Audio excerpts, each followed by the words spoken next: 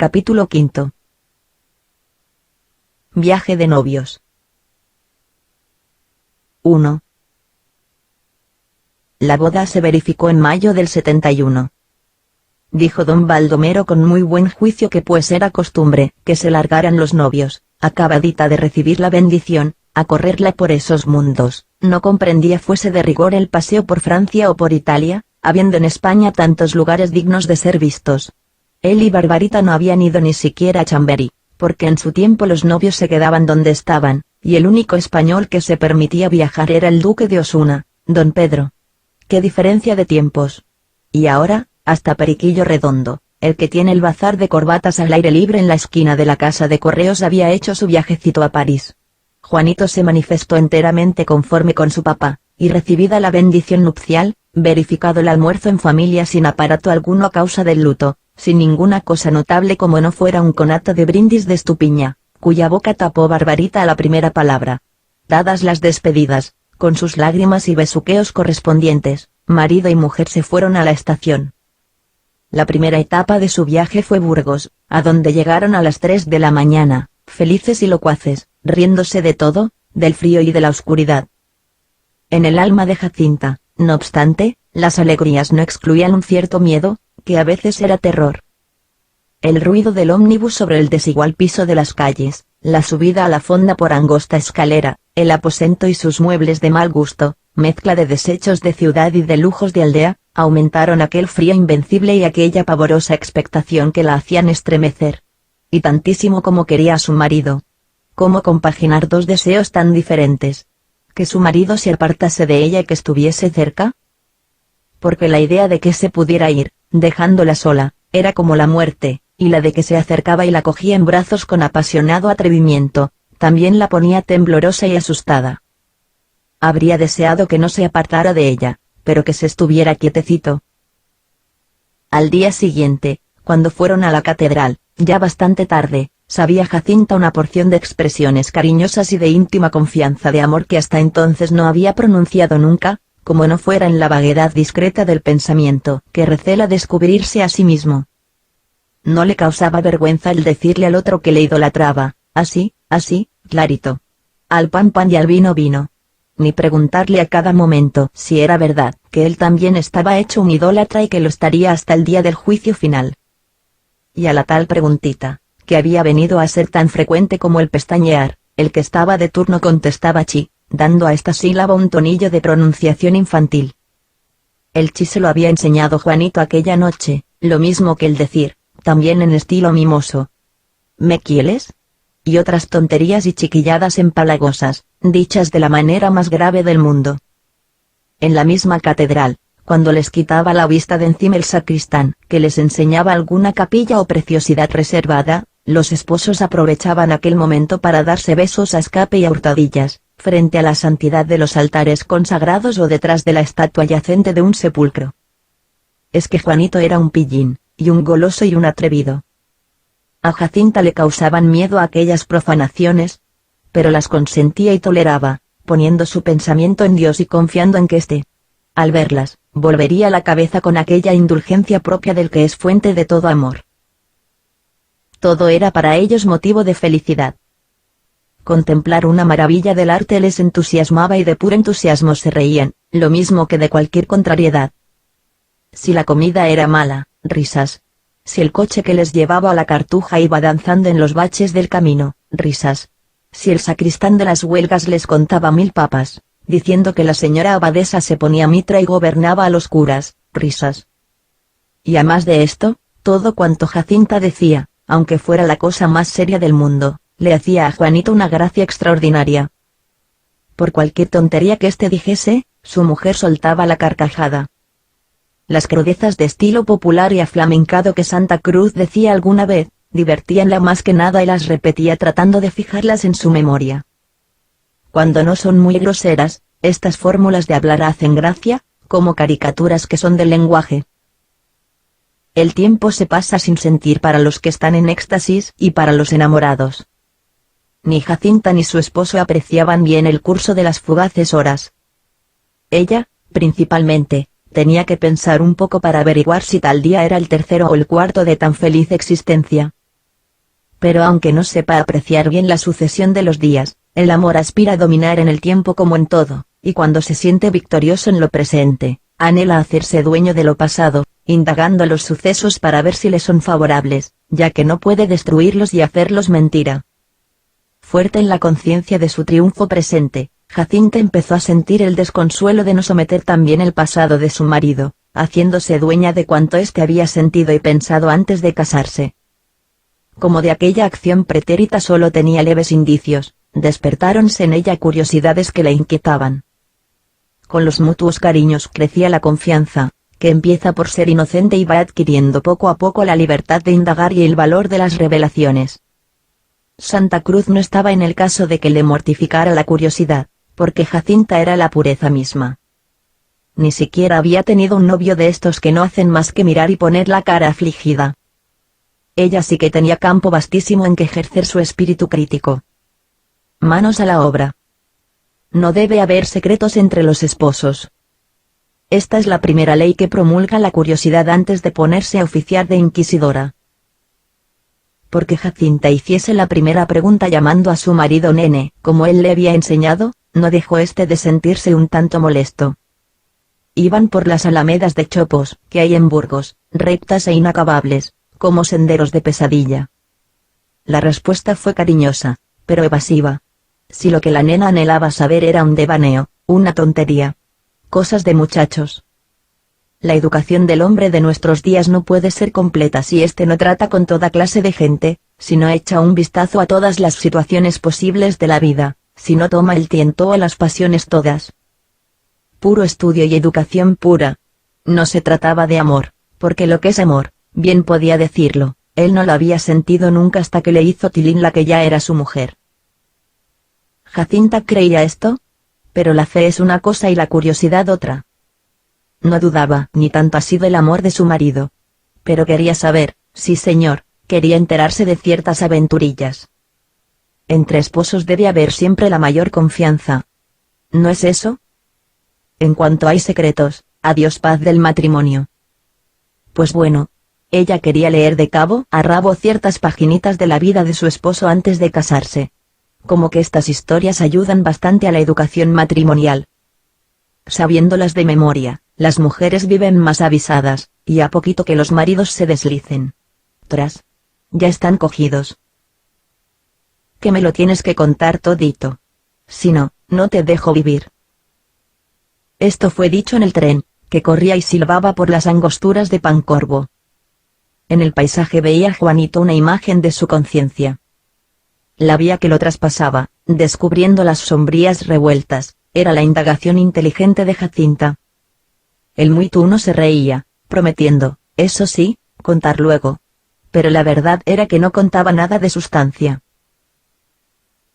Sí, porque me engañas tú a mí. A buena parte vienes. Sé más de lo que te crees. Yo me acuerdo bien de algunas cosas que vi y oí. Tu mamá estaba muy disgustada, porque te nos habías hecho muy chula. Pito, eso es.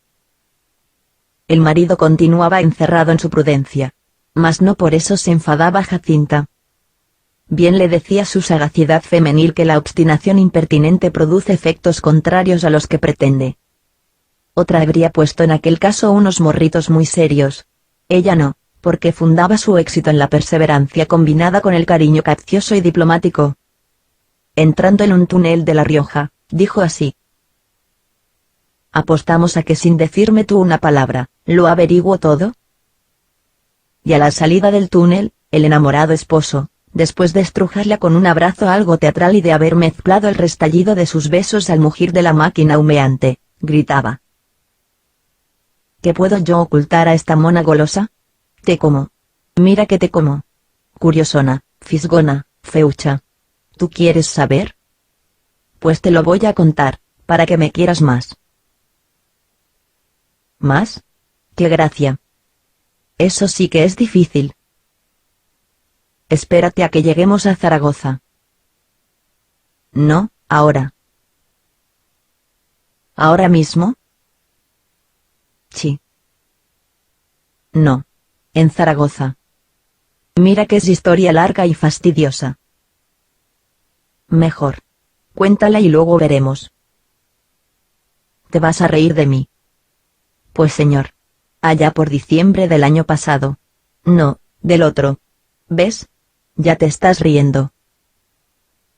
Que no me río, que estoy más seria que el papamoscas.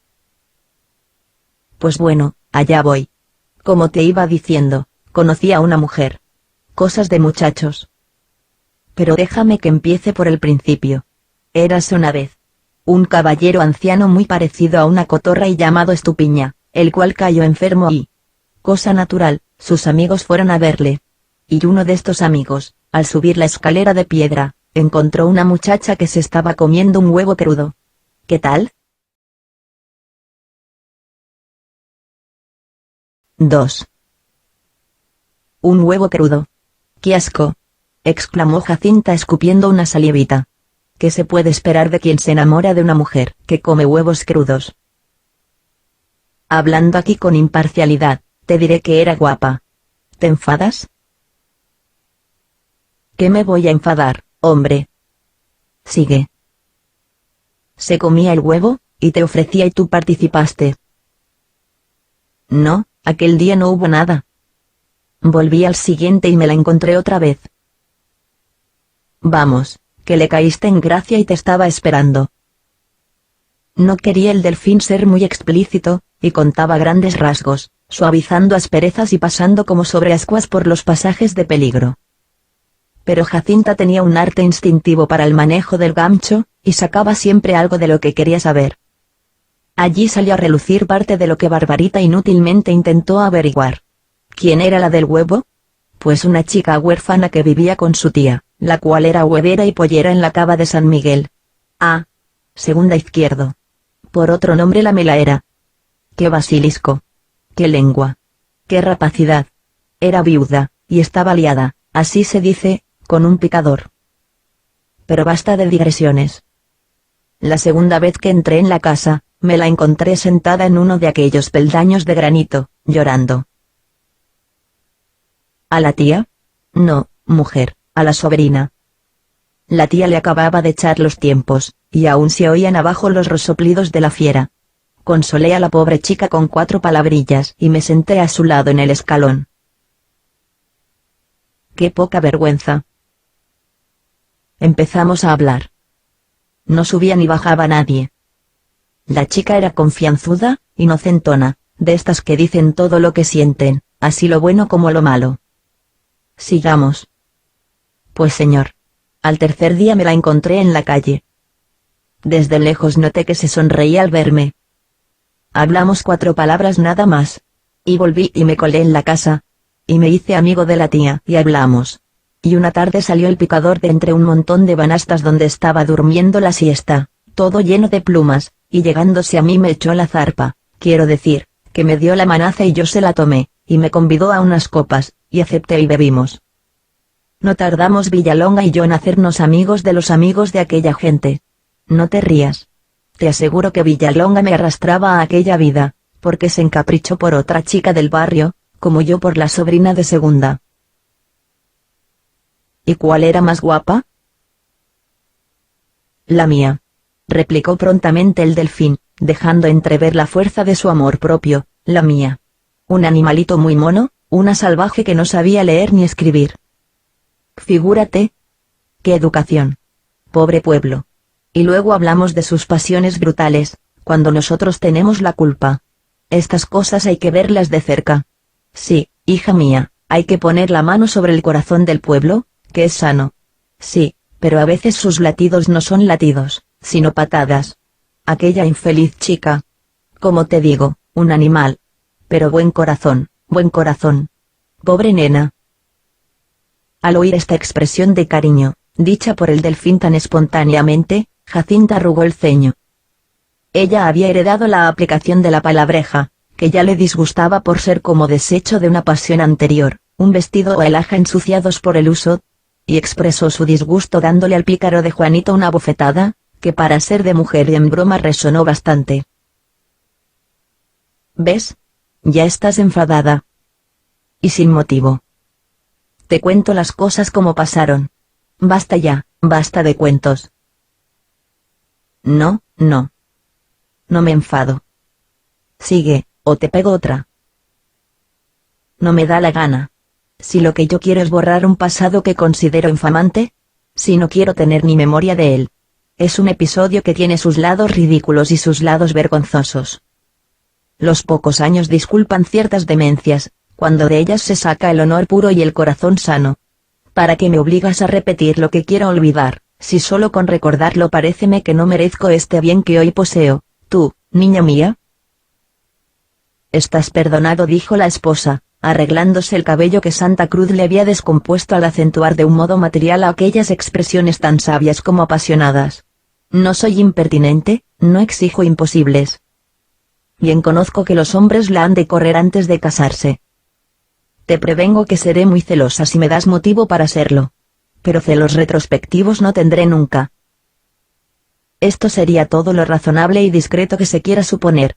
Pero la curiosidad no disminuía, antes bien aumentaba. Revivió con fuerza en Zaragoza, después que los esposos oyeron misa en el Pilar y visitaron la SEO. Si me quisieras contar algo más de aquello, indicó Jacinta, cuando vagaban por las solitarias y románticas calles que se extienden detrás de la catedral. Santa Cruz puso mala cara. Pero qué tontín. Si lo quiero saber para reírme, nada más que para reírme. ¿Qué creías tú, que me iba a enfadar? Ay, qué bobito. No, es que me hacen gracia tus calaveradas. Tienen un chic. Anoche pensé en ellas, y aún soñé un poquitito con la del huevo crudo y la tía y el mamarracho del tío. No, si no me enojaba. Me reía, créelo, me divertía viéndote entre esa aristocracia, hecho un caballero, una persona decente, vamos, con el pelito sobre la oreja. Ahora te voy a anticipar la continuación de la historia. Pues señor, le hiciste el amor por lo fino, y ella lo admitió por lo vasto. La sacaste de la casa de su tía y os fuisteis los dos a otro nido, en la Concepción Jerónima. Juanito miró fijamente a su mujer, y después se echó a reír. Aquello no era adivinación de Jacinta. Algo había oído sin duda, por lo menos el nombre de la calle. Pensando que convenía seguir el tono festivo, dijo así. Tú sabías el nombre de la calle. No vengas echándote las de Zauri. Es que Estupiñá me espiaba y le llevaba cuentos a mamá. Sigue con tu conquista. Pues señor. Cuestión de pocos días. En el pueblo, hija mía, los procedimientos son breves. Ya ves cómo se matan. Pues lo mismo es el amor. Un día le dije, si quieres probarme que me quieres, huye de tu casa conmigo. Yo pensé que me iba a decir que no. Pensaste mal. Sobre todo si en su casa había leña. La respuesta fue coger el mantón, y decirme vamos. No podía salir por la cava. Salimos por la zapatería, que se llama El Ramo de Azucenas. Lo que te digo. El pueblo es así, sumamente ejecutivo y enemigo de trámites. Jacinta miraba al suelo más que a su marido. Y arregló enseguida la consabida palabrita de casamiento, dijo mirándole de lleno y observándole indeciso en la respuesta. Aunque Jacinta no conocía personalmente a ninguna víctima de las palabras de casamiento, tenía una clara idea de estos pactos diabólicos por lo que de ellos había visto en los dramas, en las piezas cortas y aún en las óperas, presentados como recurso teatral, unas veces para hacer llorar al público y otras para hacerle reír.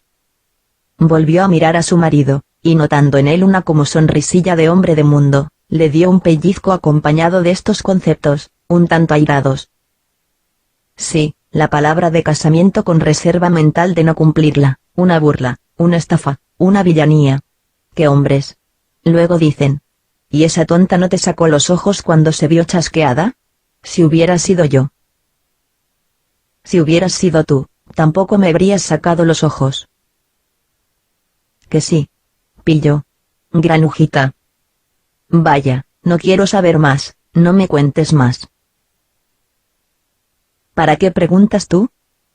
Si te digo que no la quería, te enfadas conmigo y tomas partido por ella. Y si te dijera que la quería, que al poco tiempo de sacarla de su casa, se me ocurría la simpleza de cumplir la palabra de casamiento que le di. Ah, tú no. Exclamó Jacinta con ira cómica, aunque no enteramente cómica. Agradece que estamos en la calle, que si no, ahora mismo te daba un par de repelones y de cada manotada me traía un mechón de pelo. ¿Con qué casarte? Y me lo dices a mí. A mí. La carcajada lanzada por Santa Cruz retumbó en la cavidad de la plazoleta silenciosa y desierta con ecos tan extraños, que los dos esposos se admiraron de oírla.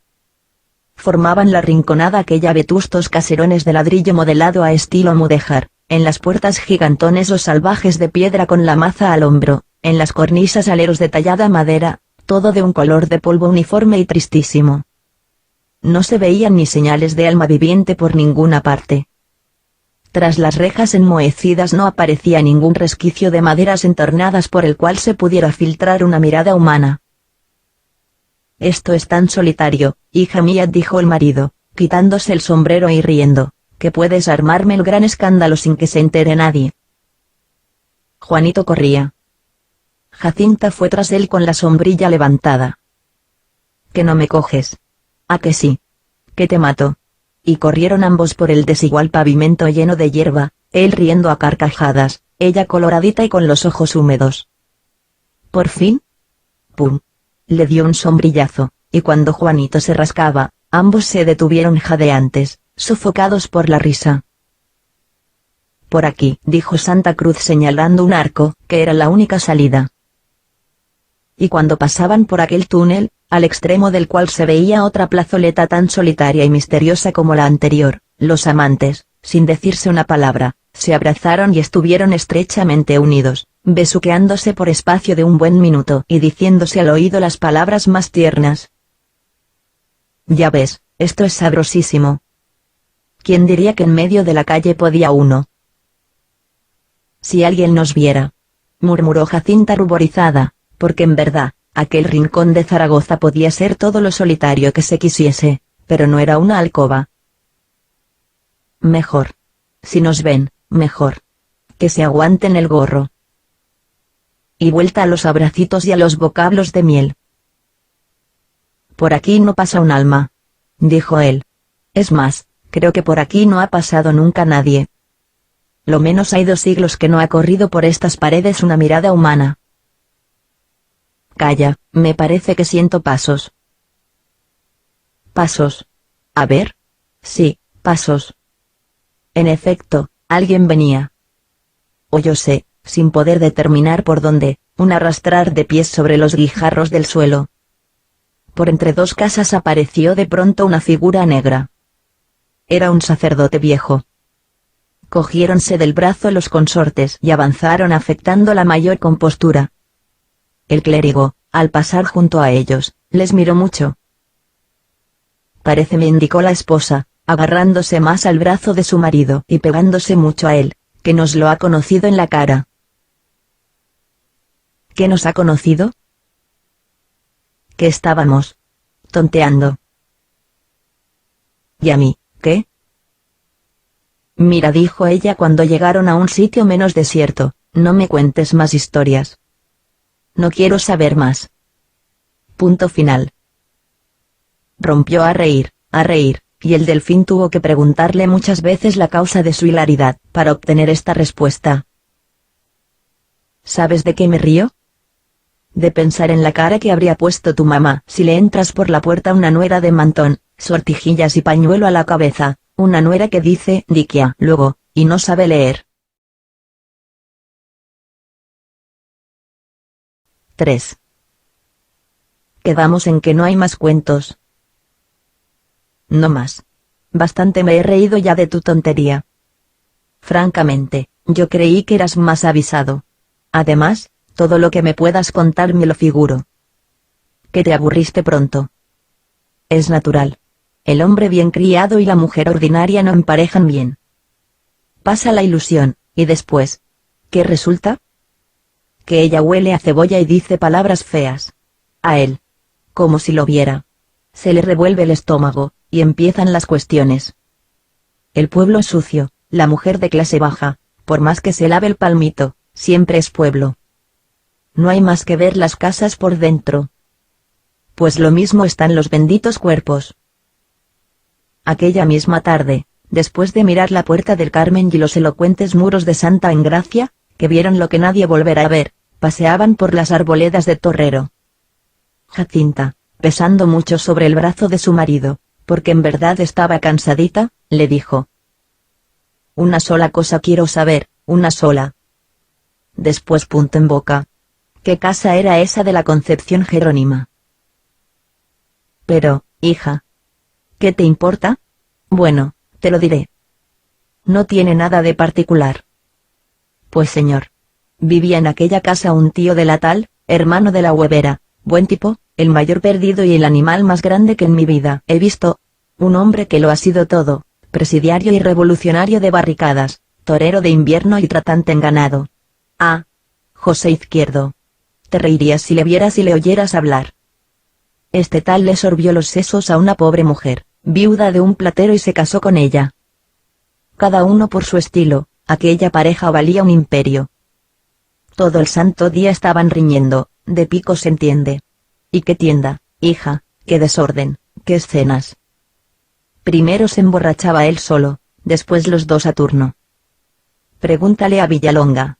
Él es quien cuenta esto a maravilla y remeda los jaleos que allí se armaban. Paréceme mentira que yo me divirtiera con tales escándalos. Lo que es el hombre. Pero yo estaba ciego. Tenía entonces la manía de lo popular. Y su tía, cuando la vio deshonrada, se pondría hecha una furia, ¿verdad? Al principio sí. Te diré, replicó el Delfín buscando las callejuelas de una explicación algo enojosa. Pero más que por la deshonra se enfurecía por la fuga. Ella quería tener en su casa a la pobre muchacha, que era su machacante. Esta gente del pueblo es atroz. Qué moral tan extraña la suya. Mejor dicho, no tiene ni pizca de moral. Segunda empezó por presentarse todos los días en la tienda de la Concepción Jerónima, y armar un escándalo a su hermano y a su cuñada. Que si tú eres esto, si eres lo otro. Parece mentira. Villalonga y yo, que oíamos estos joyines desde el entresuelo, no hacíamos más que reírnos. ¿A qué degradación llega uno cuando se deja caer así? Estaba yo tan tonto, que me parecía que siempre había de vivir entre semejante chusma. Pues no te quiero decir, hija de mi alma. Un día que se metió allí el picador, el querindango de segunda. Este caballero y mi amigo Izquierdo se tenían muy mala voluntad. Lo que allí se dijeron. Era cosa de alquilar balcones. No sé cómo te divertía tanto salvajismo. Ni yo lo sé tampoco. Creo que me volví otra de lo que era y de lo que volví a ser. Fue como un paréntesis en mi vida. Y nada, hija de mi alma, fue el maldito capricho por aquella hembra popular, no sé qué de entusiasmo artístico, una demencia ocasional que no puedo explicar. ¿Sabes lo que estoy deseando ahora?, dijo bruscamente Jacinta. Que te calles, hombre, que te calles. Me repugna eso. Razón tienes. Tú no eras entonces tú. Trato de figurarme cómo eras y no lo puedo conseguir. Quererte yo es ser tú como a ti mismo te pintas, son dos cosas que no puedo juntar. Dices bien, quiéreme mucho, y lo pasado pasado. Pero aguárdate un poco, para dejar redondo el cuento, necesito añadir una cosa que te sorprenderá. A las 2 semanas de aquellos dimes y diretes, de tanta bronca y de tanto escándalo entre los hermanos Izquierdo, y entre Izquierdo y el picador, y tía y sobrina, se reconciliaron todos, y se acabaron las riñas y no hubo más que finezas y apretones de manos. Sí que es particular. ¡Qué gente! El pueblo no conoce la dignidad. Solo le mueven sus pasiones o el interés. Como Villalonga y yo teníamos dinero largo para juergas y cañas, unos y otros tomaron el gusto a nuestros bolsillos, y pronto llegó un día en que allí no se hacía más que beber, palmotear, tocar la guitarra, venga de ahí, comer magras. Era una orgía continua. En la tienda no se vendía. En ninguna de las dos casas se trabajaba. El día que no había comida de campo había cena en la casa hasta la madrugada. La vecindad estaba escandalizada. La policía rondaba. Villalonga y yo como dos insensatos. ¡Ay, qué par de apuntes! Pero hijo, está lloviendo. A mí me ha caído una gota en la punta de la nariz. ¿ves? Aprisita, que nos mojamos. El tiempo se les puso muy malo, y en todo el trayecto hasta Barcelona no cesó de llover. Arrimados marido y mujer a la ventanilla, miraban la lluvia, aquella cortina de menudas líneas oblicuas que descendían del cielo sin acabar de descender. Cuando el tren paraba, se sentía el gotear del agua que los techos de los coches arrojaban sobre los estribos.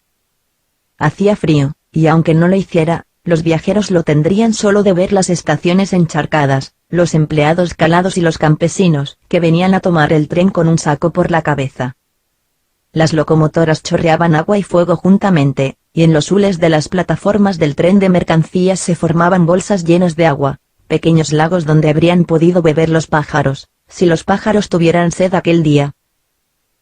Jacinta estaba contenta, y su marido también, a pesar de la melancolía llorona del paisaje. Pero como había otros viajeros en el vagón, los recién casados no podían entretener el tiempo con sus besuqueos y tonterías de amor. Al llegar, los dos se reían de la formalidad con que habían hecho aquel viaje, pues la presencia de personas extrañas no les dejó ponerse babosos. En Barcelona estuvo Jacinta muy distraída con la animación y el fecundo bullicio de aquella gran colmena de hombres. Pasaron ratos muy dichosos visitando las soberbias fábricas de Batlló y de Sert, y admirando sin cesar, de taller en taller, las maravillosas armas que ha discurrido el hombre para someter a la naturaleza. Durante 3 días, la historia aquella del huevo crudo, la mujer seducida y la familia de insensatos que se amansaban con orgías, quedó completamente olvidada o perdida en un laberinto de máquinas ruidosas y ahumadas, o en el triquitraque de los telares. Los de Jacquard con sus incomprensibles juegos de cartones agujereados tenían ocupada y suspensa la imaginación de Jacinta, que veía aquel prodigio y no lo quería creer. Cosa estupenda. Está uno viendo las cosas todos los días, y no piensa en cómo se hacen, ni se le ocurre averiguarlo. Somos tan torpes, que al ver una oveja no pensamos que en ella están nuestros gabanes. ¿Y quién ha de decir que las chambras y enaguas han salido de un árbol? Toma, el algodón. Pues ¿y los tintes? El carmín ha sido un bichito, y el negro una naranja agria, y los verdes y azules carbón de piedra. Pero lo más raro de todo es que cuando vemos un burro, lo que menos pensamos es que de él salen los tambores. Pues, y eso de que las cerillas se saquen de los huesos, y que el sonido del violín lo produzca la cola del caballo pasando por las tripas de la cabra. Y no paraba aquí la observadora. En aquella excursión por el campo instructivo de la industria, su generoso corazón se desbordaba en sentimientos filantrópicos, y su claro juicio sabía mirar cara a cara los problemas sociales. No puedes figurarte, decía su marido, al salir de un taller, cuánta lástima me dan esas infelices muchachas que están aquí ganando un triste jornal, con el cual no sacan ni para vestirse. No tienen educación, son como máquinas, y se vuelven tan tontas. Más que tontería debe de ser aburrimiento. Se vuelven tan tontas, digo, que en cuanto se les presenta un pillo cualquiera se dejan seducir. Y no es maldad. Es que llega un momento en que dicen, vale más ser mujer mala que máquina buena. Filosófica está mi mujercita. Vaya. Di que no me he lucido. En fin, no se habla más de eso. Di si me quieres, sí o no. Pero pronto, pronto. Al otro día, en las alturas de Tibidabo, viendo a sus pies la inmensa ciudad tendida en el llano, despidiendo por 1000 chimeneas el negro resuello que declara su fogosa actividad, Jacinta se dejó caer del lado de su marido y le dijo: «Me vas a satisfacer una curiosidad. La última». Y en el momento que tal habló arrepintióse de ello, porque lo que deseaba saber, si picaba mucho en curiosidad, también le picaba algo el pudor. Si encontrara una manera delicada de hacer la pregunta. Revolvió en su mente todo lo que sabía y no hallaba ninguna fórmula que sentase bien en su boca. Y la cosa era bastante natural. O lo había pensado o lo había soñado la noche anterior. De eso no estaba segura. Mas era una consecuencia que a cualquiera se le ocurre sacar. El orden de sus juicios era el siguiente. ¿Cuánto tiempo duró el enredo de mi marido con esa mujer? No lo sé. Pero durase más o durase menos, bien podría suceder que hubiera nacido algún chiquillo. Esta era la palabra difícil de pronunciar. Chiquillo. Jacinta no se atrevía, y aunque intentó sustituirle con familia, sucesión, tampoco salía. No, no era nada. Tú has dicho que me ibas a preguntar no sé qué. Era una tontería. No hagas caso. No hay nada que más me cargue que esto. Decirle a uno que le van a preguntar una cosa y después no preguntársela. Se queda uno confuso y haciendo mil cálculos. Eso, guárdalo bien. No le caerán moscas. Mira, hija de mi alma, cuando no se ha de tirar no se apunta. Ya tiraré. Tiempo hay, hijito. Dímelo ahora. ¿Qué será, qué no será? Nada. No era nada. Él la miraba y se ponía serio. Parecía que le adivinaba el pensamiento, y ella tenía tal expresión en sus ojos y en su sonrisilla picaresca, que casi se podía leer en su cara la palabra que andaba por dentro. Se miraban, se reían, y nada más. Para sí dijo la esposa, a su tiempo maduran las uvas. Vendrán días de mayor confianza, y hablaremos. Y sabré si hay o no algún hueverito por ahí.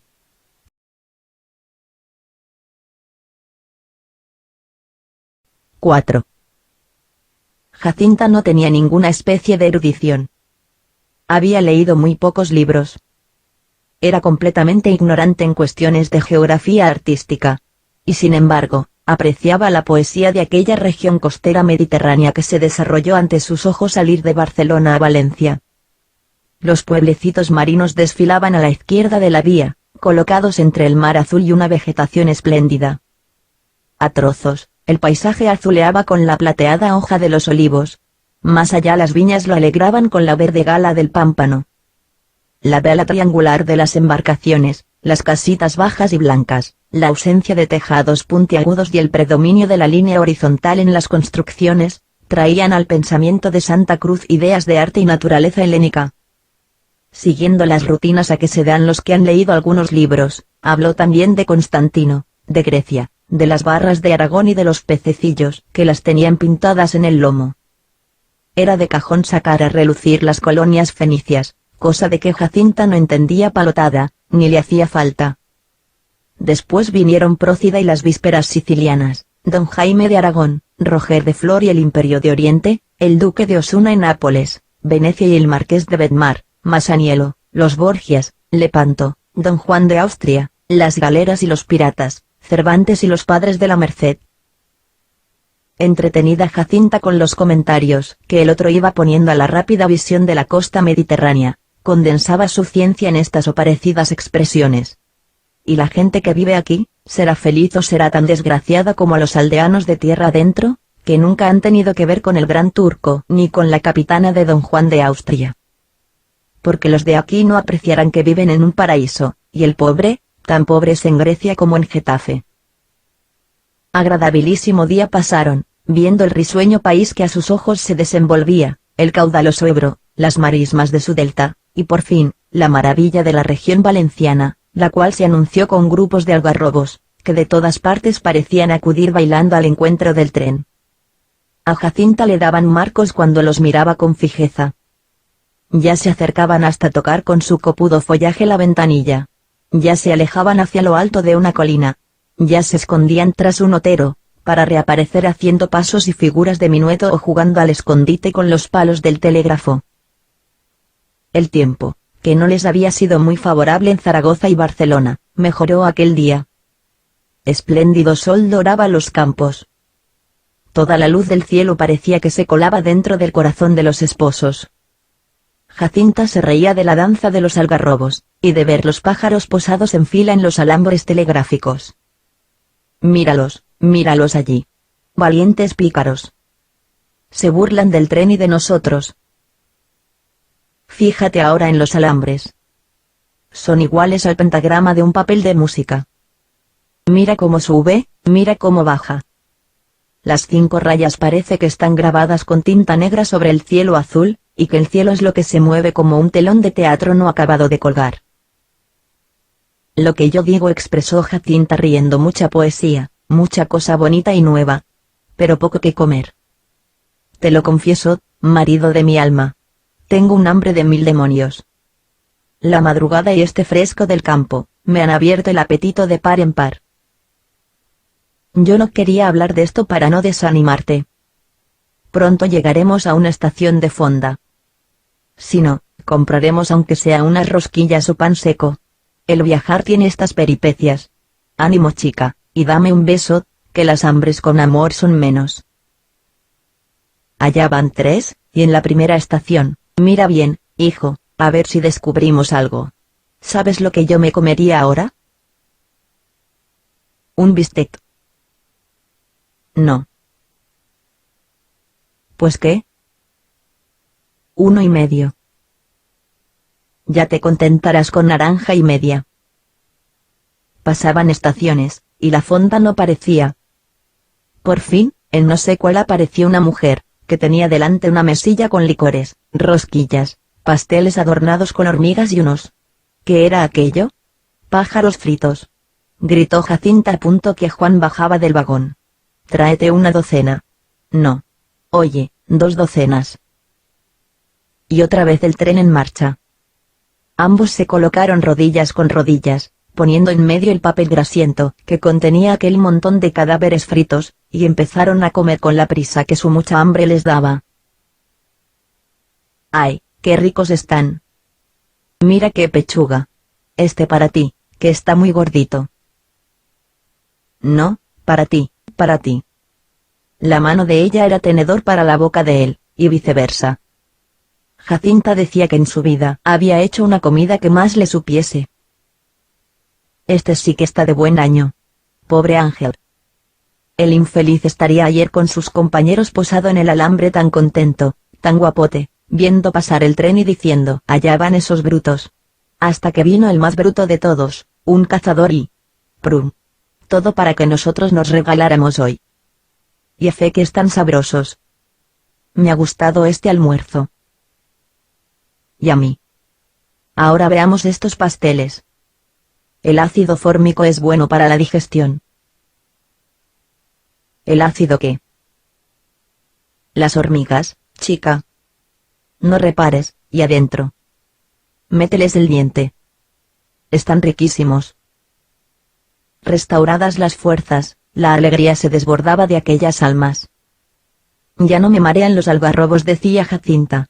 Bailad, bailad. Mira qué casas, qué emparrados. ¿Y aquello?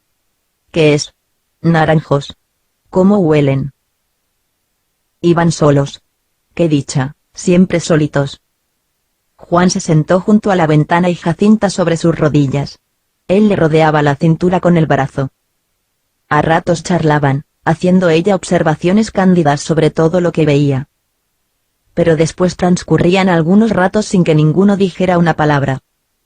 De repente volvióse Jacinta hacia su marido, y echándole un brazo alrededor del cuello, le soltó esta. ¿No me has dicho cómo se llamaba? ¿Quién? Preguntó Santa Cruz algo atontado. Tu adorado Tormento, tú. ¿Cómo se llamaba o cómo se llama? Porque supongo que vivirá. No lo sé. Ni me importa. Vaya con lo que sales ahora. Es que hace un rato me dio por pensar en ella. Se me ocurrió de repente. ¿Sabes cómo? Vi unos refajos encarnados puestos a secar en un arbusto. Tú dirás que qué tiene que ver. Es claro, nada. Pero vete a saber cómo se enlazan en el pensamiento las ideas. Esta mañana me acordé de lo mismo cuando pasaban rechinando las carretillas cargadas de equipajes. Anoche me acordé. ¿Cuándo creerás?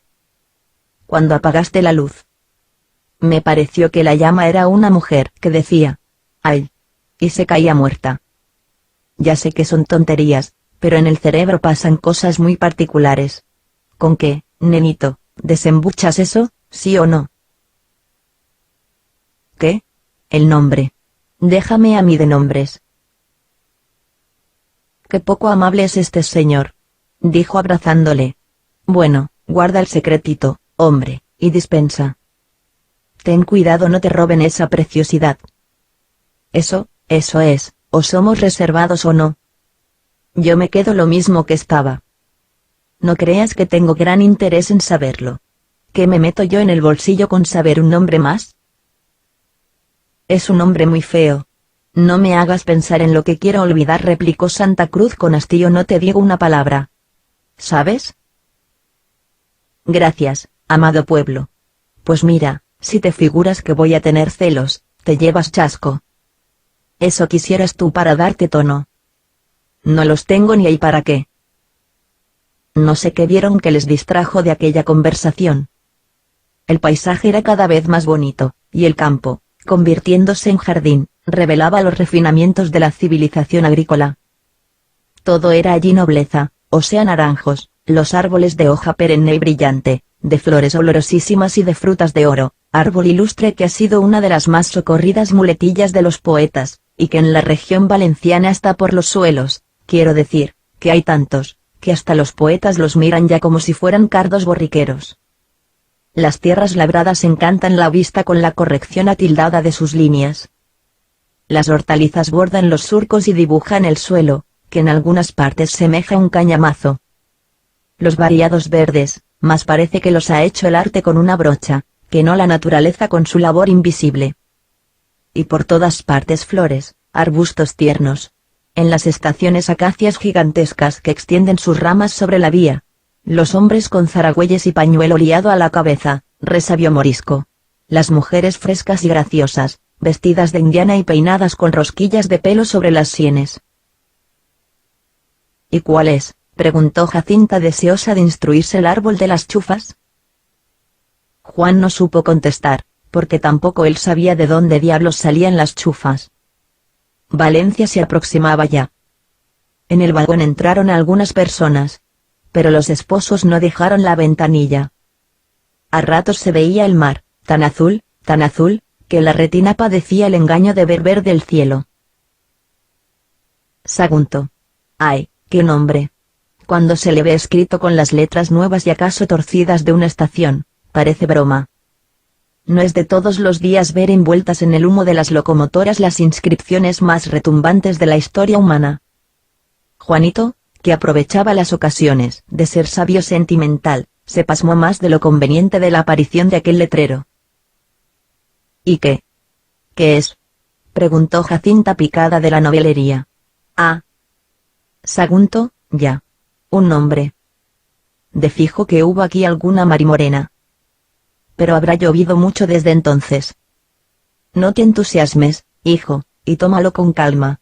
¿A qué viene tanto? Ah. Oh. Todo porque aquellos brutos. Chica, ¿qué estás ahí diciendo? Sí, hijo de mi alma, porque aquellos brutos. No me vuelvo atrás. Hicieron una barbaridad.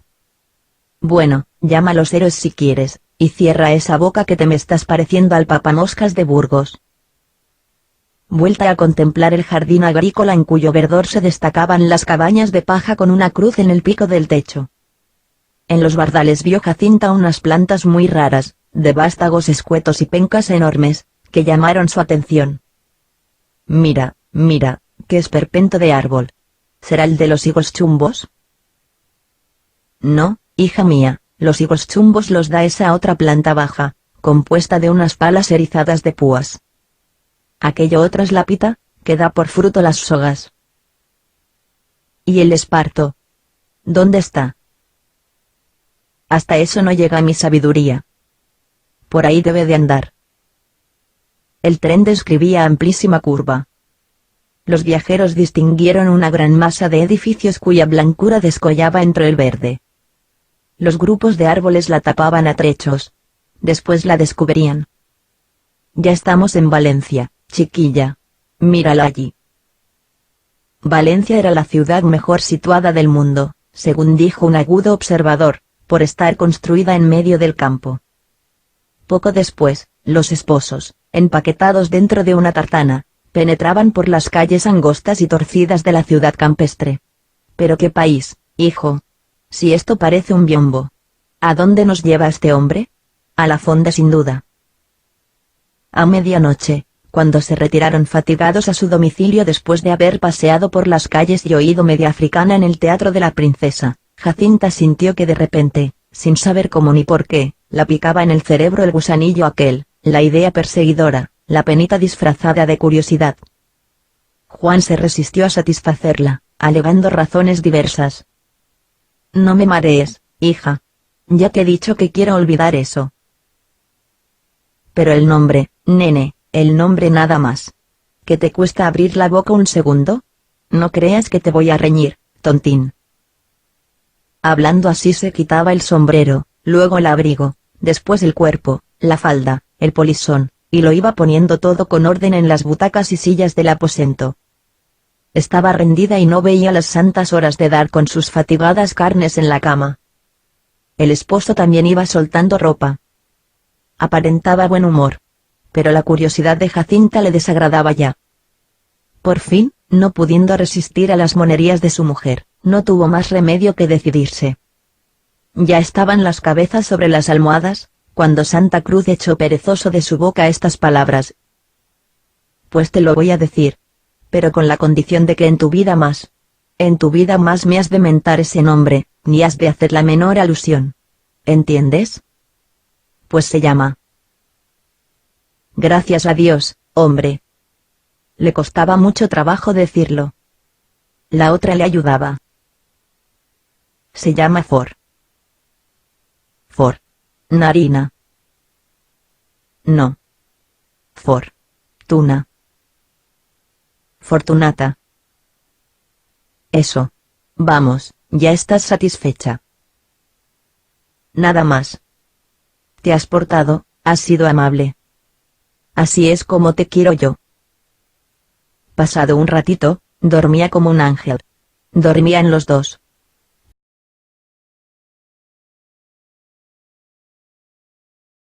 —5. ¿Sabes lo que se me ha ocurrido?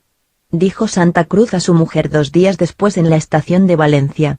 Me parece una tontería que vayamos tan pronto a Madrid. Nos plantaremos en Sevilla. Pondré un parte a casa. Al pronto Jacinta se entristeció. Ya tenía deseos de ver a sus hermanas, a su papá y a sus tíos y suegros. Pero la idea de prolongar un poco aquel viaje tan divertido, conquistó en breve su alma. Andar así, llevados en las alas del tren, que algo tiene siempre, para las almas jóvenes, de dragón de fábula, era tan dulce, tan entretenido. Vieron la opulenta ribera del Júcar, pasaron por Alcira, cubierta de azahares, por Játiva la risueña. Después vino Montesa, de feudal aspecto, y luego Almansa en territorio frío y desnudo.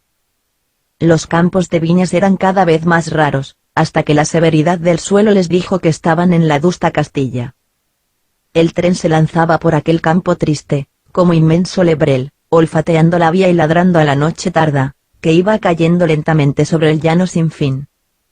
Igualdad, palos de telégrafo, cabras, charcos, matorrales, tierra gris, inmensidad horizontal sobre la cual parecen haber corrido los mares poco a. El humo de la máquina alejándose en bocanadas majestuosas hacia el horizonte. Las guardesas con la bandera verde señalando el paso libre, que parece el camino de lo infinito. Bandadas de aves que vuelan bajo, y las estaciones haciéndose esperar mucho, como si tuvieran algo bueno. Jacinta se durmió y Juanito también. Aquella dichosa mancha era un narcótico. Por fin bajaron en Alcázar de San Juan, a medianoche, muertos de frío.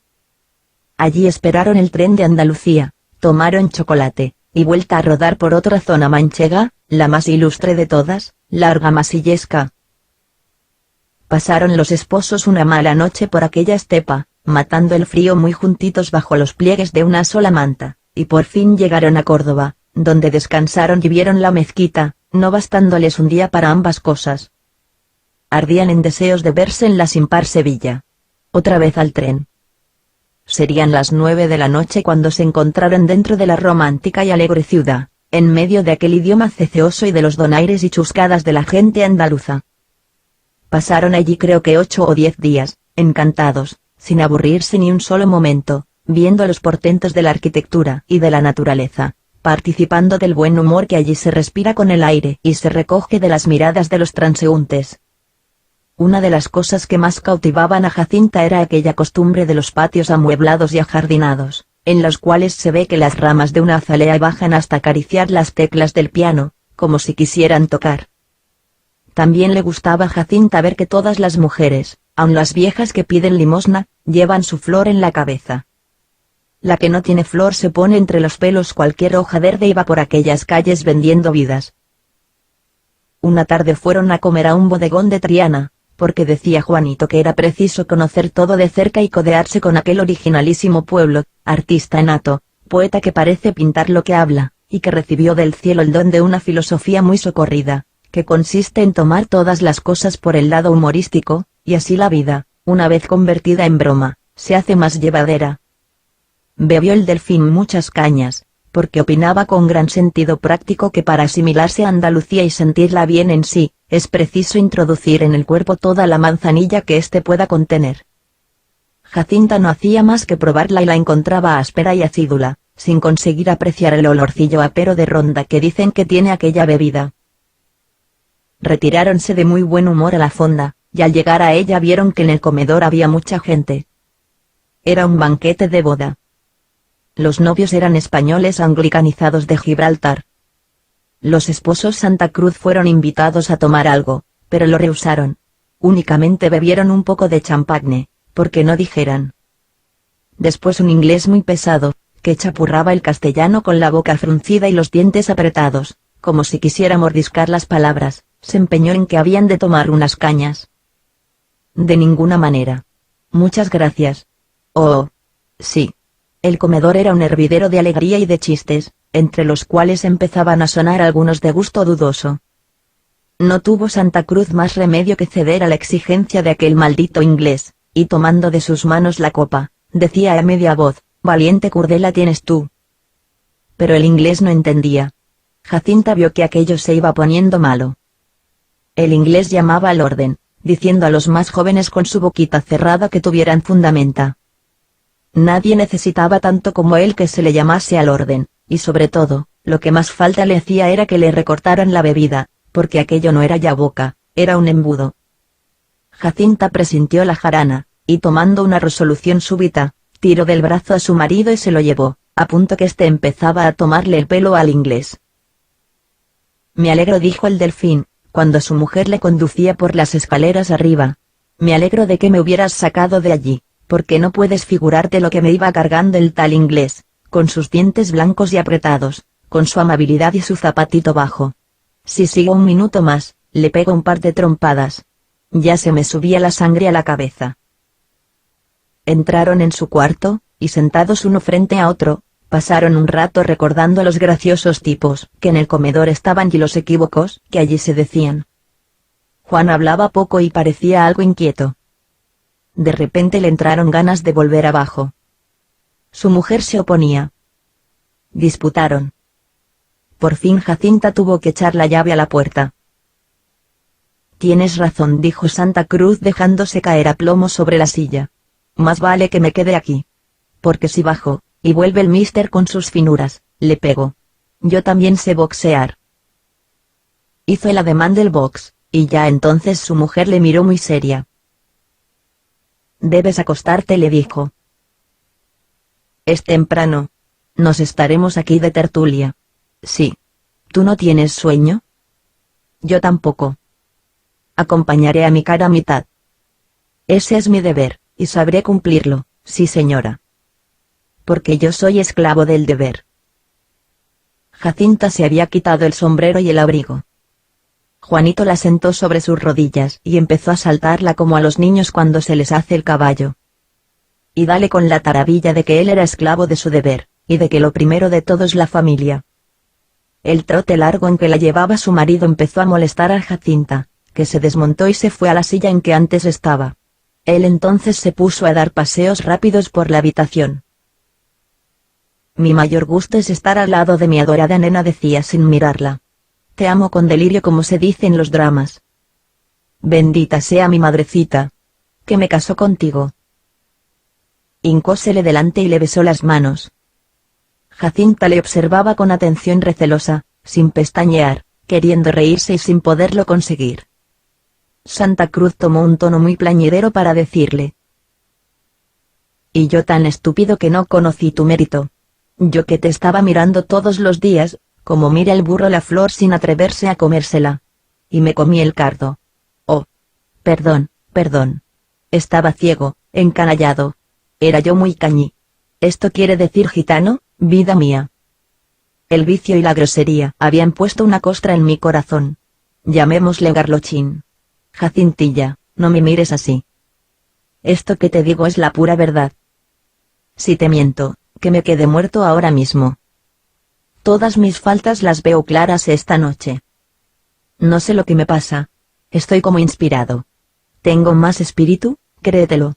Te quiero más, cielito, paloma, y te voy a hacer un altar de oro para adorarte. Jesús, qué fino está el tiempo. Exclamó la esposa, que ya no podía ocultar su disgusto. ¿Por qué no te acuestas? Acostarme yo. Cuando tengo que contarte tantas cosas, chavala. Añadió Santa Cruz, que cansado ya de estar de rodillas, había cogido una banqueta para sentarse a los pies de su mujer. Perdona que no haya sido franco contigo. Me daba vergüenza de revelarte ciertas cosas. Pero ya no puedo más, mi conciencia se vuelca como una urna llena que se cae. Así, y afuera todo. Tú me absolverás cuando me oigas, ¿verdad? Di que sí. Hay momentos en la vida de los pueblos, quiero decir, en la vida del hombre, momentos terribles, alma mía. Tú lo comprendes. Yo no te conocía entonces. Estaba como la humanidad antes de la venida del Mesías, a oscuras, apagado el gas. Sí. No me condenes, no me condenes sin oírme. Jacinta no sabía qué hacer. Uno y otro se estuvieron mirando breve rato, los ojos clavados en los ojos, hasta que Juan dijo en voz queda: si la hubieras visto. Fortunata tenía los ojos como dos estrellas, muy semejantes a los de la Virgen del Carmen, que antes estaba en Santo Tomás y ahora en San Ginés. Pregúntaselo a Estupiña, pregúntaselo si lo dudas. A ver.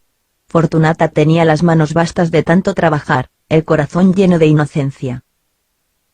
Fortunata no tenía educación. Aquella boca tan linda se comía muchas letras y otras las equivocaba. Decía indiligencias, Golver, asín. Pasó su niñez cuidando el ganado. ¿Sabes lo que es el ganado? Las gallinas. Después criaba los palomos a sus pechos.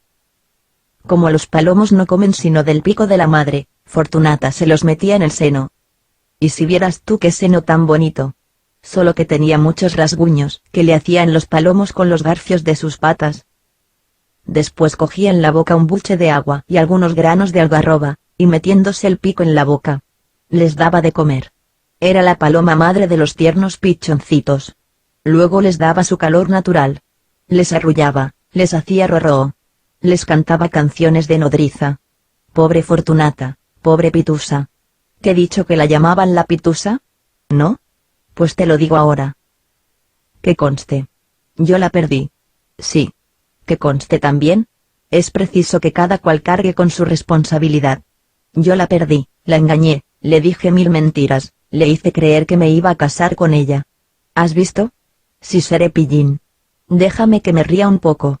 Sí, todas las papas que yo le decía, se las tragaba.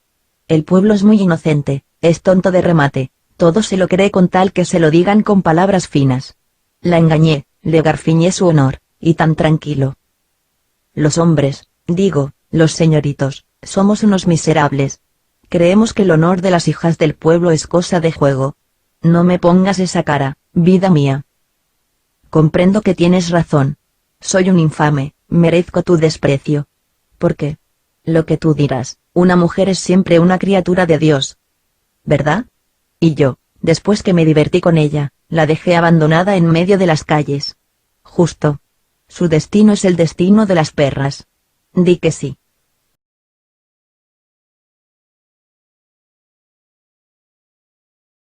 ¡6! Jacinta estaba alarmadísima, medio muerta de miedo y de dolor. No sabía qué hacer ni qué decir. Hijo mío, exclamó limpiando el sudor de la frente de su marido. ¿Cómo estás? Cálmate, por María Santísima. Estás delirando. No, esto no es delirio, es arrepentimiento, añadió Santa Cruz, quien, al moverse, por poco se cae, y tuvo que apoyar las manos en el suelo. ¿Crees acaso que el vino? Oh, no, hija mía, no me hagas ese disfavor. es que la conciencia se me ha subido aquí al cuello, a la cabeza, y me pesa tanto, que no puedo guardar bien el equilibrio. Déjame que me prosterne ante ti y ponga a tus pies todas mis culpas para que las perdones. No te muevas, no me dejes solo, por Dios. ¿A dónde vas? ¿No ves mi aflicción? Lo que veo. Oh. Dios mío. Juan, por amor de Dios, sosiégate. No digas más disparates. Acuéstate. Yo te haré una taza de té. ¿Y para qué quiero yo té, desventurada? Dijo el otro en un tono tan descompuesto, que a Jacinta se le saltaron las lágrimas. Té. Lo que quiero es tu perdón, el perdón de la humanidad, a quien he ofendido, a quien he ultrajado y pisoteado. Di que sí. Hay momentos en la vida de los pueblos, digo, en la vida de los hombres, en que uno debiera tener 1000 bocas para con todas ellas a la vez expresarla, sería uno un coro. Eso. Porque yo he sido malo, no me digas que no, no me lo digas. Jacinta advirtió que su marido sollozaba. ¿Pero de veras sollozaba o era broma? Juan. Por Dios. ¿Me estás atormentando? No, niña de mi alma, replicó él sentado en el suelo sin descubrir el rostro, que tenía entre las manos. ¿No ves que lloro? Compadécete de este infeliz. He sido un perverso. Porque la pitusa me idolatraba. Seamos francos. Alzó entonces la cabeza, y tomó un aire más tranquilo. Seamos francos. La verdad ante todo. Me idolatraba. Creía que yo no era como los demás, que era la caballerosidad, la hidalguía, la decencia, la nobleza en persona, el acabose de los hombres. Nobleza, qué sarcasmo. Nobleza en la mentira. Digo que no puede ser. Y que no. Decencia porque se lleva una ropa que llaman levita. Qué humanidad tan farsante. El pobre siempre debajo. El rico hace lo que le da la gana. Yo soy rico. Di que soy inconstante. La ilusión de lo pintoresco se iba pasando.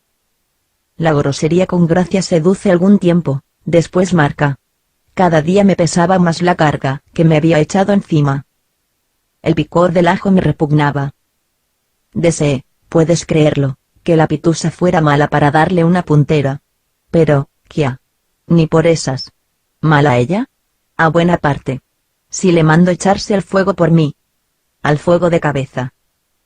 Todos los días jarana en la casa. Hoy acababa en bien, mañana no. Cantos, guitarreo. José Izquierdo, a quien llaman Platón porque comía en un plato como un barreño, arrojaba chinitas al picador. Villalonga y yo les echábamos a pelear o les reconciliábamos cuando nos convenía. La pitusa temblaba de verlos alegres y de verlos enfurruñados. ¿Sabes lo que se me ocurría? No volver a aportar más por aquella maldita casa. Por fin resolvimos Villalonga y yo largarnos con viento fresco y no volver más. Una noche se armó tal gresca, que hasta las navajas salieron, y por poco nadamos todos en un lago de sangre. Me parece que oigo aquellas finuras. Indecente, cabrón, Najabao, Randa, Murcia. No era posible semejante vida. Di que no. El hastío era ya irresistible. La misma pitusa me era odiosa, como las palabras inmundas. Un día dije vuelvo, y no volví más. Lo que decía Villalonga, cortar por lo sano. Yo tenía algo en mi conciencia, un hilito que me tiraba hacia allá. Lo corté. Fortunata me persiguió. Tuve que jugar al escondite. Ella por aquí, yo por allá. Yo me escurría como una anguila. No me cogía, no. El último a quien vi fue Izquierdo. Le encontré un día subiendo la escalera de mi casa. Me amenazó. Díjome que la pitusa estaba cambrí de 5 meses. Cambrí de 5 meses. Alcé los hombros. 2 palabras él, 2 palabras yo. Alargué este brazo, y plaf. Izquierdo bajó de golpe un tramo entero. Otro estirón, y plaf. De un brinco el segundo tramo. Y con la cabeza para abajo. Esto último lo dijo enteramente descompuesto. Continuaba sentado en el suelo, las piernas extendidas, apoyado un brazo en el asiento de la silla. Jacinta temblaba. Le había entrado mortal frío, y daba diente con diente. Permanecía en pie en medio de la habitación, como una estatua, contemplando la figura lastimosísima de su marido, sin atreverse a preguntarle nada ni a pedirle una aclaración sobre las extrañas cosas que revelaba. «Por Dios y por tu madre», dijo al fin movida del cariño y del miedo, «no me cuentes más. Es preciso que te acuestes y procures dormirte. Cállate ya». «Que me calle. Que me calle. Ah, esposa mía, esposa adorada, ángel de mi salvación. Mesías mío. ¿Verdad que me perdonas? Di que sí». Se levantó de un salto y trató de andar. No podía. Dando una rápida vuelta fue a desplomarse sobre el sofá, poniéndose la mano sobre los ojos y diciendo con voz cavernosa: «¡Qué horrible pesadilla!». Jacinta fue hacia él, le echó los brazos al cuello y le arrulló como se arrulla a los niños cuando se les quiere dormir. Vencido al cabo de su propia excitación, el cerebro del delfín caía en estúpido embrutecimiento. Y sus nervios, que habían empezado a calmarse, luchaban con la sedación. De repente se movía, como si saltara algo en él y pronunciaba algunas sílabas. Pero la sedación vencía, y al fin se quedó profundamente dormido. A medianoche pudo Jacinta con no poco trabajo llevarle hasta la cama y acostarle. Cayó en el sueño como en un pozo, y su mujer pasó muy mala noche, atormentada por el desagradable recuerdo de lo que había visto y oído. Al día siguiente Santa Cruz estaba como avergonzado. Tenía conciencia vaga de los disparates que había hecho la noche anterior, y su amor propio padecía horriblemente con la idea de haber estado ridículo. No se atrevía a hablar a su mujer de lo ocurrido, y ésta, que era la misma Prudencia, además de no decir una palabra, mostrábase tan afable y cariñosa como de costumbre.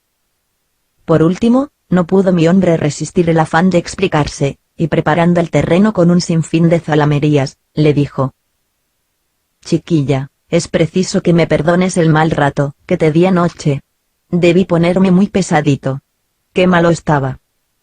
En mi vida me ha pasado otra igual. Cuéntame los disparates que te dije, porque yo no me acuerdo». «Ay, fueron muchos. Pero muchos. Gracias que no había más público que yo». «Vamos, con franqueza. Estuve inaguantable». «Tú lo has dicho». «Es que no sé. En mi vida, puedes creerlo, he cogido una turca como la que cogí anoche. El maldito inglés tuvo la culpa y me la ha de pagar. Dios mío, cómo me puse. ¿Y qué dije? ¿Qué dije? No hagas caso, vida mía, porque seguramente dije 1000 cosas que no son verdad. ¡Qué bochorno! ¿Estás enfadada?» «No, si no hay para qué». «Cierto». «¿Cómo estabas?» Jacinta no se atrevió a decir «borracho». La palabra horrible negábase a salir de su boca. «Dilo, hija». «Di ajumao, que es más bonito y atenúa un poco la gravedad de la falta». «Pues como estabas ajumaito, no eras responsable de lo que decías». «¿Pero qué? ¿Se me escapó alguna palabra que te pudiera ofender?» «No, solo una media docena de voces elegantes, de las que usa la alta sociedad. No las entendí bien. Lo demás bien clarito estaba, demasiado clarito. Lloraste por tu pitusa de tu alma, y te llamabas miserable por haberla abandonado. Créelo, te pusiste que no había por dónde cogerte». «Vaya, hija, pues ahora con la cabeza despejada, voy a decirte 2 palabritas para que no me juzgues por peor de lo que soy». Se fueron de paseo por las Delicias abajo, y sentados en solitario banco, vueltos de cara al río, charlaron un rato. Jacinta se quería comer con los ojos a su marido, adivinándole las palabras antes de que las dijera, y confrontándolas con la expresión de los ojos a ver si eran sinceras. ¿Habló Juan con verdad? De todo hubo. Sus declaraciones eran una verdad refundida como las comedias antiguas. El amor propio no le permitía la reproducción fiel de los hechos. Pues señor. Al volver de Plencia ya comprometido a casarse y enamorado de su novia, quiso saber qué vuelta llevó Fortunata, de quien no había tenido noticias en tanto tiempo. No le movía ningún sentimiento de ternura, sino la compasión y el deseo de socorrerla si se veía en un mal paso. Platón estaba fuera de Madrid y su mujer en el otro mundo. No se sabía tampoco a dónde diantres había ido a parar el picador. Pero Segunda había traspasado la huevería y tenía en la misma cava un poco más abajo, cerca ya de la escalerilla, una covacha a que daba el nombre de establecimiento. En aquella caverna habitaba y hacía el café que vendía por la mañana a la gente del mercado. 4 cacharros, 2 sillas y una mesa componían el ajuar. En el resto del día prestaba servicios en la taberna del Pulpitillo.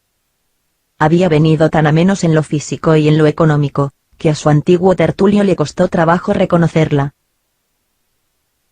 ¿Y la otra? Porque esto era lo que importaba.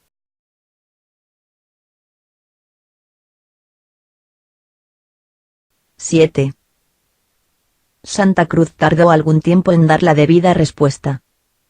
Hacía rayas en el suelo con el bastón. Por fin se expresó así. Supe que en efecto había. Jacinta tuvo la piedad de evitarle las últimas palabras de la oración, diciéndolas ella. Al delfín se le quitó un peso de encima. Traté de verla. La busqué por aquí y por allá. Y nada. ¿Pero qué? ¿No lo crees?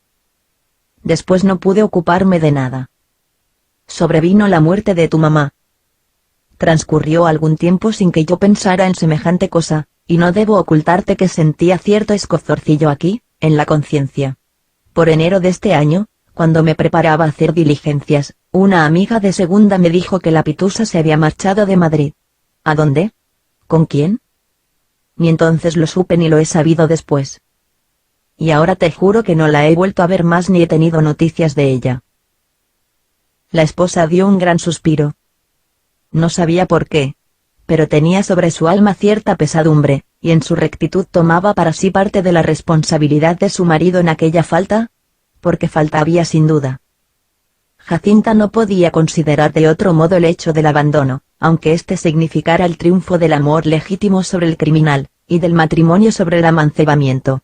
No podían entretenerse más en ociosas habladurías, porque pensaban irse a Cádiz aquella tarde y era preciso disponer el equipaje y comprar algunas chucherías. De cada población se habían de llevar a Madrid regalitos para todos.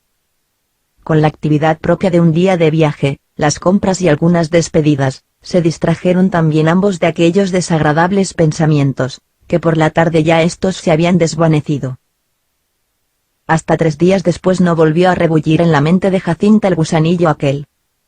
Fue cosa repentina, provocada por no sé qué, por esas misteriosas iniciativas de la memoria, que no sabemos de dónde salen. Se acuerda uno de las cosas contra toda lógica, y a veces el encadenamiento de las ideas es una extravagancia y hasta una ridiculez. ¿Quién creería que Jacinta se acordó de Fortunata al oír pregonar las bocas de la isla? Porque dirá el curioso, y con razón, que qué tienen que ver las bocas con aquella mujer. Nada, absolutamente nada. Volvían los esposos de Cádiz en el tren correo. No pensaban detenerse ya en ninguna parte, y llegarían a Madrid de un tirón. Iban muy gozosos, deseando ver a la familia, y darle a cada uno su regalo. Jacinta, aunque picada del gusanillo aquel, había resuelto no volver a hablar de tal asunto, dejándolo sepultado en la memoria, hasta que el tiempo lo borrara para siempre. Pero al llegar a la estación de Jerez, ocurrió algo que hizo revivir inesperadamente lo que ambos querían olvidar. Pues señor. De la cantina de la estación vieron salir al condenado inglés de la noche de Marras, el cual les conoció al punto y fue a saludarles muy fino y galante, y a ofrecerles unas cañas. Cuando se vieron libres de él, Santa Cruz le echó 1000 pestes, y dijo que algún día había de tener ocasión de darle el par de galletas que se tenía ganadas. Este danzante tuvo la culpa de que yo me pusiera aquella noche como me puse y de que te contara aquellos horrores. Por aquí empezó a enredarse la conversación hasta recaer otra vez en el punto negro. Jacinta no quería que se le quedara en el alma una idea que tenía, y a la primera ocasión la echó fuera de sí. «Pobres mujeres», exclamó. «Siempre la peor parte para ellas». «Hija mía, hay que juzgar las cosas con detenimiento, examinar las circunstancias. Ver el medio ambiente», dijo Santa Cruz preparando todos los chirímbolos de esa dialéctica convencional con la cual se prueba todo lo que se quiere. Jacinta se dejó hacer caricias. No estaba enfadada. pero en su espíritu ocurría un fenómeno muy nuevo para ella. Dos sentimientos diversos se barajaban en su alma, sobreponiéndose el uno al otro alternativamente. Como adoraba a su marido, sentíase orgullosa de que éste hubiese despreciado a otra para tomarla a ella. Este orgullo es primordial, y existirá siempre aún en los seres más perfectos. El otro sentimiento procedía del fondo de rectitud, que lastraba aquella noble alma y le inspiraba una protesta contra el ultraje y despiadado abandono de la desconocida. Por más que el delfín lo atenuase, había ultrajado a la humanidad. Jacinta no podía ocultárselo a sí misma. Los triunfos de su amor propio no le impedían ver que debajo del trofeo de su victoria había una víctima aplastada. Quizás la víctima merecía serlo. Pero la vencedora no tenía nada que ver con que lo mereciera o no, y en el altar de su alma le ponía a la tal víctima una lucecita de compasión. Santa Cruz, en su perspicacia, lo comprendió, y trataba de librar a su esposa de la molestia de complacer a quien sin duda no lo merecía. Para esto ponía en funciones toda la maquinaria más brillante que sólida de su raciocinio, aprendido en el comercio de las liviandades humanas y en someras lecturas. Hija de mi alma, hay que ponerse en la realidad. Hay dos mundos, el que se ve y el que no se ve. La sociedad no se gobierna con las ideas puras. Buenos andaríamos. No soy tan culpable como parece a primera vista. Fíjate bien. Las diferencias de educación y de clase establecen siempre una gran diferencia de procederes en las relaciones humanas. Esto no lo dice el decálogo. Lo dice la realidad. La conducta social tiene sus leyes, que en ninguna parte están escritas, pero que se sienten y no se pueden conculcar. Faltas cometí. ¿Quién lo duda? Pero imagínate que hubiera seguido entre aquella gente, que hubiera cumplido mis compromisos con la pitusa. No te quiero decir más. Veo que te ríes. Eso me prueba que hubiera sido un absurdo, una locura recorrer lo que, visto de allá, parecía el camino derecho. Visto de acá, ya es otro distinto. En cosas de moral, lo recto y lo torcido son según de donde se mire. No había, pues, más remedio que hacer lo que hice, y salvarme. Caiga el que caiga. El mundo es así. ¿Debía yo salvarme? ¿Sí o no? Pues debiendo salvarme, no había más remedio que lanzarme fuera del barco que se sumergía. En los naufragios siempre hay alguien que se ahoga. Y en el caso concreto del abandono, hay también mucho que hablar. Ciertas palabras no significan nada por sí. Hay que ver los hechos. Yo la busqué para socorrerla. Ella no quiso parecer. Cada cual tiene su destino. El de ella era ese, no parecer cuando yo la buscaba. Nadie diría que el hombre que de este modo razonaba, con arte tan sutil y paradójico, era el mismo que noches antes, bajo la influencia de una bebida espirituosa, había vaciado toda su alma con esa sinceridad brutal y disparada que solo puede compararse al vómito físico, producido por un emético muy fuerte. Y después, cuando el despejo de su cerebro le hacía dueño de todas sus triquiñuelas de hombre leído y mundano, no volvió a salir de sus labios ni un solo vocablo soez, ni una sola espontaneidad de aquellas que existían dentro de él, como existen los trapos de colorines en algún rincón de la casa del que ha sido cómico, aunque solo lo haya sido de afición. Todo era convencionalismo y frase ingeniosa en aquel hombre que se había emperejilado intelectualmente, cortándose una levita para las ideas y planchándole los cuellos al lenguaje. Jacinta, que aún tenía poco mundo, se dejaba alucinar por las dotes seductoras de su marido. Y le quería tanto, quizás por aquellas mismas dotes y por otras, que no necesitaba hacer ningún esfuerzo para creer cuanto le decía, si bien creía por fe, que es sentimiento, más que por convicción. Largo rato charlaron, mezclando las discusiones con los cariños discretos, porque en Sevilla entró gente en el coche y no había que pensar en la besadera, y cuando vino la noche sobre España, cuyo radio iban recorriendo, se durmieron allá por Despeñaperros, soñaron con lo mucho que se querían, y despertaron al fin en Alcázar con la idea placentera de llegar pronto a Madrid, de ver a la familia, de contar todas las peripecias del viaje menos la escenita de la noche aquella y de repartir los regalos. A Estupiñán le llevaban un bastón que tenía por puño la cabeza de una cotorra,